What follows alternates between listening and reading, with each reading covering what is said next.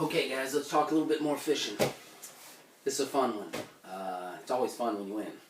But, so this was 2013. This was BFL North Carolina Division on Lake Jordan. March, water was cold, and fish just weren't there to be had. I mean, it was tough conditions.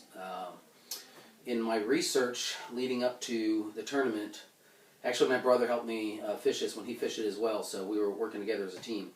What we found was in our research that, we looked at history, Google Earth, and then something that I always use that you guys might want to take a look at is KVD wrote this article. I don't know how long ago he wrote it, but it's fantastic. It's called KVD Sixth Season Guide.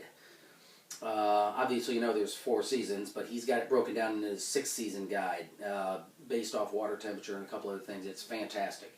Look, Google it. It's my Bible. It's what I go after. But anyway, so the other thing that was real important at that time of the year, since it was such an early season tournament, was the Weather Channel. We were having a lot of ups and downs in the temperature, but leading up to the tournament, we had a real cold stretch and some rain. Okay, so we had cold rain coming into the lake, so it was going to be a hit or miss day by day type thing. Okay, but basically it was a cold front that was just generally starting to rise back up a little bit, but that comes into play a little bit later. Okay, so did the standard research, nothing dynamic. I have a pretty decent amount of history on Jordan, so I wasn't leaning too hard on my research. Had 3 days of pre-fishing, basically, is what I went off of. And after those 3 days, what we found was that the water was low. It was what you normally find coming into it's a late winter, early spring, so the water was fairly low. But one of the key factors on Jordan, just like on a Kerr Reservoir, is the water was not yet up into the bushes. It was at the base of the bushes. There was probably 6 inches on the base of the bushes. So the fish were wanting to come up to those bushes, but they just couldn't. Okay, so a lot of them were out in front of those bushes, holding on stuff out in front of the bushes. Water temp was, in the mornings we were finding 46, 47 degree water. As the sun would warm up, it would go all the way up to 57 is what we were finding. That was the warmest water that we could find. The river, cold, stained. Caught some good fish up there, but they were sporadic. Nothing that we could hang our hat on. I mean, it was just kind of finding stupid fish, right? You catch one really good one here and one really good one there, but, how do I keep doing that? But the water was dirty and it was cold. Kind of stuff that scares most anglers, right? So I kind of discounted the river. Plus, there was a lot of pre-fishing going on up there. A lot of guys were up there. The other thing that I found after my 3 days of pre-fishing is the bass were still going vertical. Okay, they were, as the water would warm up, they would come up and feed, and they were going back down. They were not yet penetrating vertically or horizontally, going into those bushes or going into the warm water. So, one thing I always try to look at early in the year is, are they still going like this, or have they made that horizontal push, into the shallows to try to find the spawning? I felt they were still vertical. The weather, something that I keyed on the Thursday, maybe Friday I think I saw it, was that Friday night's temperature was only going to drop down to 52 degrees.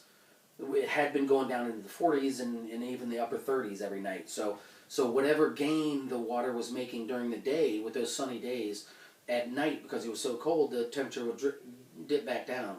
But when it only dropped down to 52 on that Friday night, I knew that the water was not going to cool off as much as it had been. So any fish, those very, very, very initial fish that had been moving up, they weren't going to back off as far. So they were going to get a much greater push the next day going horizontally, if that makes sense. So, so what did I have after 3 days of pre-fishing? I had absolutely no pattern at all. Nothing that I could hang my hat on. I just had it in my head that I was going to have to fish off the nose of my boat. Whatever the fish told me they were doing, that's how I was going to fish. I was going to fish hour by hour, minute by minute. And I was going to hope that I was going to be able to catch an early fish that would teach me something, which is exactly what happened. I started off on the main lake, like anybody, you get looking for the rocks, and so, but I couldn't get anything. I fished some really good stuff on the main lake, couldn't get a thing. So I scrapped that, went to known spawning areas. I turned my boat around and I started fishing back out towards the main lake. I caught my first fish. It was in 4 feet of water. It was on wood. And what was interesting about it being on wood, and what it told me is that wood, just like rocks, hold heat. Okay? This wood happened to stick halfway up out of the water, so it was getting a lot of heat during the day from those nice clear days. And so that wood and the rocks, if you think about it, I heard this analogy 2 or 3 years ago. It's like in the winter when it's 25 degrees outside and it's blustery cold, but you get in and it's a sunny day, but you get in your car and it's 65 degrees, 70 degrees in your car. It's because your car holds all that heat in there. What's the same thing that stump does? And it radiates, really, really close to that stump. Not 15 feet around that stump, but right near that stump. So those bass are going to be right up on that stump. And so when I caught that first fish, and I was slow rolling that crankbait by that stump, I bumped the stump just real slow, and she just loaded up. I thought I actually got hung up on the stump, but that nice 4-pounder, she just loaded up. And she was barely fighting, so she was extremely non-aggressive. So a lot of things, a lot of clues right there. So I kind of got it in my head, and I said, wait a minute, I know where there's some more areas like this. So I ran over those real quick. And actually on the way over to that area, I stopped on a roadbed, and I caught my second fish on a real rock in about 5 feet of water. Very, very non-aggressive again. She just loaded up. It was a 3-pounder. Loaded up. And so it really told me, okay, more non-aggressive fish. They're just now coming up. Both of those fish were white. So I knew that was the first group of fish that were moving up. So when I got over to that area that I knew had wood on it, and I put my back to that spawning area again, it was carbon copy to that first spot. I threw over past a piece of laydown, slow rolling that shallow crankbait, KVD 1.5. Slow rolling that crankbait, so it wasn't a real hard wobble. It was more of a subtle wobble because I was reeling it so slow. I was just coming right down that laydown. I thought I got hung up. Oh, I was leaning into it. Turned out to be a 7 1/4 pounder, and same non-aggressive, same everything. By the time I caught that third fish, I knew I had it. I knew I had a great pattern going on, and I was going to stay right there for the rest of the tournament, which is what I did. So at this point, I probably had about 3.5 more hours left in the tournament. Stayed right in that area, running like structure cover. My fourth fish was in 2 feet of water. By now, the sun had been up, the upper column of the water was starting to warm up, and this fish was in 2 feet of water and turned out to be an aggressive fish because now they're starting to warm up a little bit. And it was on wood again, exactly like that laydown for fish number 3. But this one crushed it.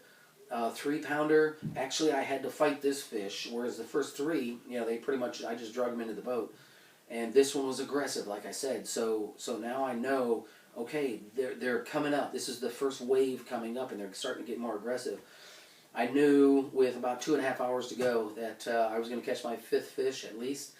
My 5th one was right along a point coming into a spawning bay, and I was slow rolling that crankbait, and I just felt it, grinding into the bottom just a little bit. But like I said, I wasn't cranking fast, and it turned out to be a 2-pounder, very aggressive. Had to fight that one, got it in the boat, and that was 19 1/4 pounds of fish, which ultimately ended up winning the tournament. So the lessons learned from that tournament that I want to pass on to everybody is,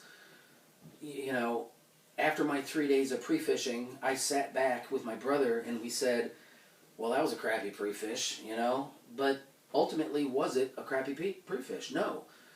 It might have been a non-productive pre-fish in the sense of we didn't catch a bunch of fish. We didn't catch hardly any fish, but it was an effective pre-fish because we knew what the water was. We knew where the warmest water was. We knew where the dirtiest water was we want to stay away from. So we learned a lot of stuff. It wasn't a bad pre-fish at all. It was just non-productive in the sense that we didn't catch a lot of fish. The second lesson that I learned was I was able and had enough confidence and I had enough experience to pay attention to the little things. When I caught that first fish, I didn't just catch that first fish in a 4-pounder and do, high five on the front deck. I paid attention to everything that it told me, which brought me to the second fish, which brought me to the third fish. And so paying attention to the very, very little things, and also paying attention to that weather, knowing that it was only going to get so cold that night before, and so the next day was going to be the first warm day, the real first warm day. So really, really paying attention to those subtle hints that I was getting as the day was going on, fishing off the nose of my boat. And then the fourth thing was confidence. Confidence, confidence, confidence. I knew I didn't have anything for a pattern, but I still had a ton of confidence going into that tournament because, hey, if I got to fish off the front of my boat, no problem. Let's go do it. I'm gonna fish with a clean slate. Whatever's gonna happen is gonna happen. I'm just gonna fish with a lot of confidence. So that's what I did. That's how I won that BFL on Lake Jordan. March, cold water, but catching the very first wave of fish coming up. So I hope that helps you. We'll get the next one in a minute.